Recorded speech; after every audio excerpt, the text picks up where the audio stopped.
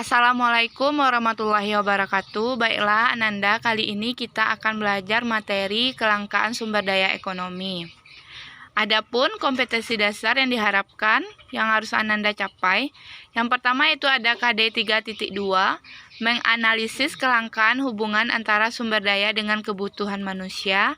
Yang kedua ada KD 4.2, memberikan solusi terhadap kelangkaan sumber daya dan kebutuhan manusia di lingkungannya. Nah, pada gambar di samping bisa Ananda lihat, itu merupakan cerminan dari masalah ekonomi yang seringkali terjadi di lingkungan kita.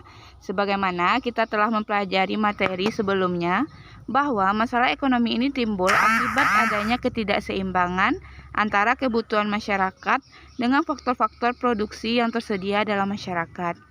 Karena tidak adanya keseimbangan, maka terjadilah kelangkaan yang seperti yang dihadapi oleh kita saat ini. Seperti kita mulai langka minyak tanah dan sulit ditemui, bahkan sekarang kita telah beralih dari minyak tanah ke gas.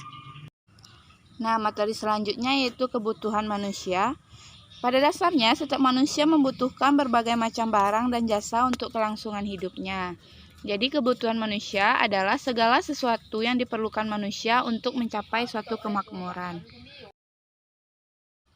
Dan untuk jenis-jenis kebutuhan ini dilihat dari intensitasnya atau tingkat kepentingannya terbagi 3. Yang pertama ada kebutuhan primer, yang kedua ada kebutuhan sekunder, dan yang ketiga ada kebutuhan tersier. Nah, Ibu akan membahas yang pertama, yaitu kebutuhan primer. Kebutuhan primer ini merupakan kebutuhan pokok yang wajib atau harus dipenuhi, seperti kebutuhan kita akan makan, minum, pakaian, perumahan, pendidikan, dan kesehatan. Yang kedua ada kebutuhan sekunder atau kebutuhan pelengkap atau tambahan.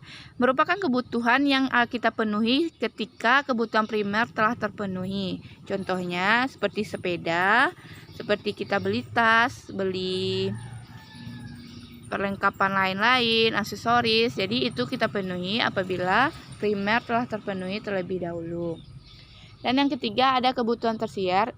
Kebutuhan tersier ini adalah kebutuhan manusia akan barang-barang mewah atau barang-barang yang berharga mahal.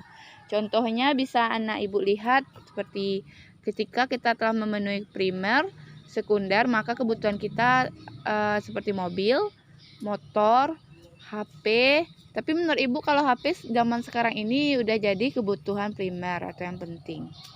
Nah, ini Ibu contohkan dari kebutuhan primer tadi ada makanan, minuman, pendidikan, dan kebutuhan akan rumah.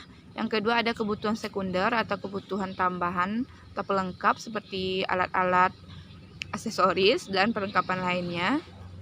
Yang ketiga ada kebutuhan tersier atau kebutuhan akan barang mewah seperti yang Ananda bisa lihat.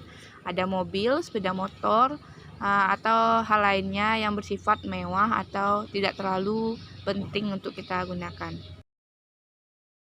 Selanjutnya, kebutuhan jika ditinjau dari sifatnya maka dibedakan menjadi 2. Yang pertama kebutuhan akan jasmani dan kebutuhan akan rohani.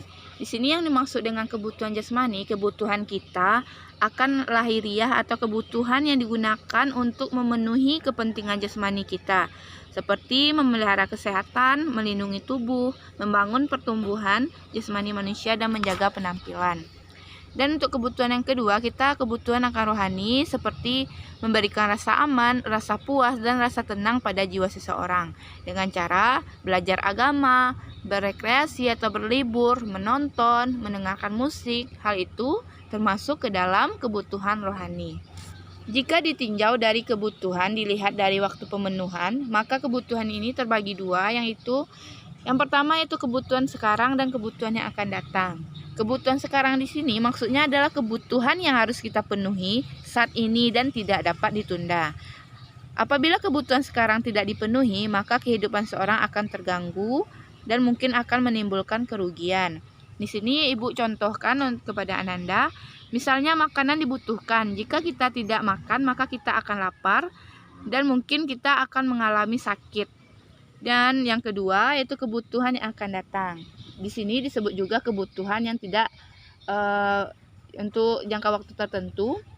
Kebutuhan yang pemenuhannya dapat ditunda dan tidak harus sekarang, seperti kita menabung, dan seperti kita membentuk deposito untuk masa depan kita. Sedangkan jika kebutuhan dilihat dari subjeknya atau kelompok manusia yang membutuhkan dibagi menjadi dua. Yang pertama, kebutuhan pribadinya atau perseorangan, di mana kebutuhan ini berguna untuk memenuhi kebutuhan seseorang atau pribadi secara individu. Seperti yang bisa Ibu contohkan, kebutuhan kita akan minat, selera, dan hobi. Dan yang kedua ada kebutuhan sosial atau kelompok. Maksudnya di sini kebutuhan untuk semua orang. Contohnya di sini kebutuhan seperti seragam, papan tulis, alat-alat kursi, itu merupakan contoh kebutuhan kelompok yang digunakan di sekolah. Adapun faktor-faktor yang dapat mempengaruhi kebutuhan ada 5, bisa Anda lihat. Yang pertama ada faktor kebudayaan, yang kedua ada pendidikan atau tingkat pengetahuan, yang ketiga ada pendapatan, yang keempat ada alam atau tempat tinggal, dan yang kelima ada agama dan istiadat. Yang pertama yang dimaksud dengan kebudayaan ini adalah seiring dengan perkembangan zaman maka kebutuhan atau budaya itu akan berubah setiap tahunnya. Seperti sekarang kita membutuhkan gadget atau handphone, dan kebutuhan gadget ini tidak termasuk lagi kebutuhan tersier dan menjadi kebutuhan primer. Jadi berubah seiring dengan peradaban atau kebudayaan. Dan yang kedua ada tingkat pendidikan. Maksudnya di sini semakin tinggi tingkat pendidikan seseorang maka kebutuhannya juga akan semakin tinggi. Seperti kalau anak SD kebutuhannya hanya tas, baju, topi, dan sepatu. Sedangkan jika seseorang itu sudah SMP, SMA, maka kebutuhannya tentu akan berbeda dengan kebutuhan dari anak SD. Dan yang ketiga itu faktor pendapatan. Maksudnya di sini, semakin tinggi pendapatan seseorang, tentu kebutuhannya juga akan semakin tinggi. Dan semakin rendah pendapatan seseorang, maka kebutuhannya juga semakin rendah. Di sini Ibu contohkan, jika si A bergaji 5 juta sebulan, tentu dia akan memenuhi kebutuhan tersier dan kebutuhan sekundernya, seperti dia membeli motor, mobil. Sedangkan seseorang yang berpenghasilan misalnya rendah di bawah 1 juta sebulan, tentu kebutuhannya pun tidak sebanyak kebutuhan orang yang berpenghasilan 5 juta sebulannya. Misalnya dia hanya membeli kebutuhan primer saja atau kebutuhan yang penting untuk bertahan hidup. Nah, yang keempat yaitu faktor alam atau tempat tinggal. Di sini Ibu contohkan misalnya seseorang yang tinggal di pegunungan atau tempat dingin, tentu kebutuhannya berbeda dengan seseorang yang tinggal di tempat yang panas. Tentu, orang yang tinggal di tempat dingin membutuhkan jaket atau baju tebal. Sedangkan orang yang tinggal di tempat yang panas tentu tidak terlalu membutuhkan jaket tebal tersebut. Yang kelima ada faktor agama dan ada istiadat. Maksudnya di sini, setiap agama tentu kebutuhan atau perlengkapannya berbeda-beda. Seperti di sini agama Islam tentu membutuhkan mukena, sajadah, tasbih. Sedangkan untuk agama Kristen mungkin membutuhkan pohon Natal, lilin beserta pernak-perniknya. Jadi itulah 5 faktor yang mempengaruhi dari kebutuhan. Di sini bentuk pemuas kebutuhan ada 2. Yang pertama berbentuk barang, dan yang kedua berbentuk jasa. Barang di sini merupakan alat atau kebutuhan yang kita konsumsi dalam kehidupan sehari-hari. Yang kedua, kebutuhan kita akan jasa atau pelayanan, seperti kita butuh untuk pendidikan. Pendidikan menawarkan jasa atau les, konsultasi dengan dokter, dan berbagai layanan lainnya.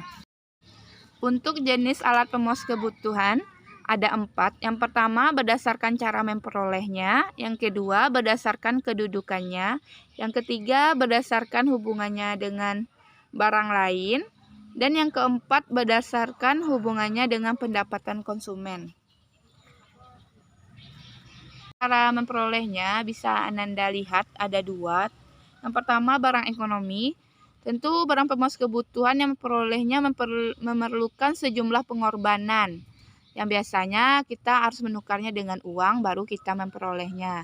Yang kedua ada barang bebas, di mana barang ini bisa kita temui dalam lingkungan sekitar kita, seperti udara yang kita gunakan untuk bernapas, pasir, ada es di kutub, dan berbagai tanaman-tanaman yang mudah untuk kita temukan tanpa harus kita beli. Selanjutnya ada kebutuhan berdasarkan kedudukannya. Yang pertama yaitu barang dasar.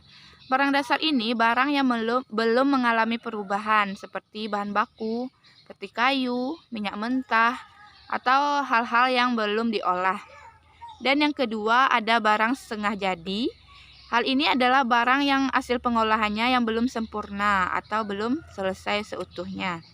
Yang ketiga ada barang jadi. Hal ini adalah barang hasil produksi yang siap dikonsumsi. Dan barang penolong merupakan barang pelengkap dari suatu proses produksi.